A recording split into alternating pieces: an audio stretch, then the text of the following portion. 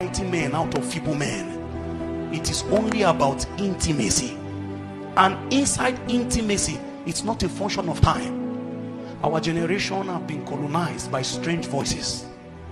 I see the young man in our generation, he wants to put it online that he has done 12 hours prayer.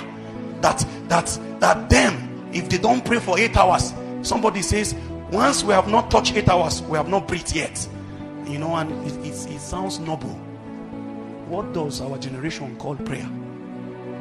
Prayer is a violent venture. Let me share something with you. The thing I want to say, I pray that you hear what I said, not something else. I hope you know prayer is a conversation between you and God. Is there a conversation that is only one-sided? That you are just the only one talking till the end? As you finish, then you now turn and walk away. You didn't hear anything. Mind you, in Zion, you only travail so that you can bring forth. If you have not brought forth, you wasted your time. We claim we are traveling, but all we are doing, we're exciting ourselves. It's because you are still young. That's why you are carrying chair if you want to pray. Between it like this, two brothers will lock their hand like this, and then they'll be doing like this before. When you become 50 years, you will learn that prayer is about talking to God. You will know why the elders. It was Apostle Joshua Selman that was sharing. They went for a conference. One brother went and stayed near the ear Adeboye. Say, let him hear how these kind of people pray. And why people are shouting. You know, some of you are intimidated very quickly. You enter a prayer meeting and you see a brother doing like this. And then you that have your own language with God, and all God wanted is intimacy. That place where only you and him. Some of you, what takes you there is a song, but you have lost your code, your weapon in the spirit. Every warrior has a weapon. David did not fight with a sword, he fought with a sling. Where have you heard of a warrior that is turning a rope? Because in your secret days, he will give you your secret weapon. In the day where Goliath shows up, don't use a new weapon. Use the thing you have mastered. You have been singing in the secret place. You come to the open, you want to be gesticulating. You want to show men that you too, you can cancel 7 hours. If you use a new weapon, Goliath will destroy you. You have not mastered it. Saul came to him and said, take my armor, take my sword. He says, I have not earned it. He went back to the ancient weapon he used. Where are those people that used to sing and just sing, and the presence of God will fill the room, and you will lie down there for like 3 hours, and scriptures will be bombarding your soul? That is your own weapon. What the church has been colonized. You think that it is about shouting. You will soon find out very soon. If all of our voices put together have culminated into anything, our land will not be the way it is. Go on the internet and find the prayer tonic everywhere. I have had cause by the grace of the Lord to travel extensively lately, and I went to the east. I found out in the west, in the east, in the north, everywhere insecurity is a challenge. It's just that the nature is different. There are killings going on everywhere, and yet the church is currently bragging of prayer. It's because we have lost the lexicon of what prayer is. When the elders defined prayer, it was conversation with a spirit.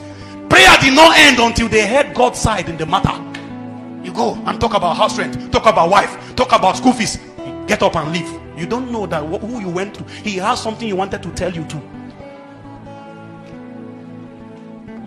This is what we do every week. And you think it is about that alone. There was a point where you will be still and know that he is God. An army is coming behind Israel. Egyptian warriors were charging towards them, and they entered panic. And Moses went to God, and God says, calm them down. Be still. Be still. Be still. Have you learned how to wield his presence in stillness? The elders had an ancient secret of meditation. They will stay with one scripture. A man will stay with one scripture for 2 months.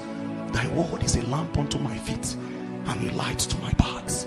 As he is meditating it, it was once light. Light is changing into life. A time will come, he will become the proof of that scripture. Him and the scripture has become one. The way a warrior and his weapon can be inseparable. We don't stay with scripture, we don't meditate. Let me tell you one of the tributaries of prayer. When you pray to an extent, a scripture is supposed to pop up in your soul.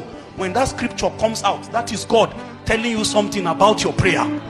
If you are praying and you are not listening to hear from the other end, you are wasting time. Because at the end, it's just your lust. It's the things you wanted. And many men have journeyed in that path before you, and their end was unfortunate. It is a good time to know what the verdict of the great king is. Sometimes you go to pray and he can just tell you, quiet. Anybody here who have journeyed that path, you confirm the things I've said. You went with zeal, and when you entered there, something told you today, just kneel down and be quiet.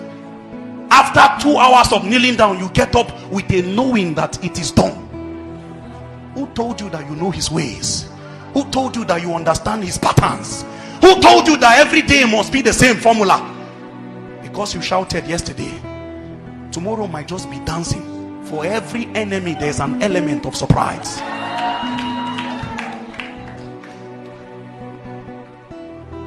Everybody is, just trying to make a statement. People are praying and they are holding their phone still and recording themselves. I don't know what is going on. People are praying and they are conscious, and they are the ones holding the phone. And the brother just says, sir, I want you to just listen to the new tongues God gave me. Okay? The new tongues. People are praying and they are conscious of what they are sounding like. People are intentionally trying to sound masculine. You want to use heavy kind of utterance in your tongue. You don't know that the more flesh you commit to your tongue, the less value it has with spirits.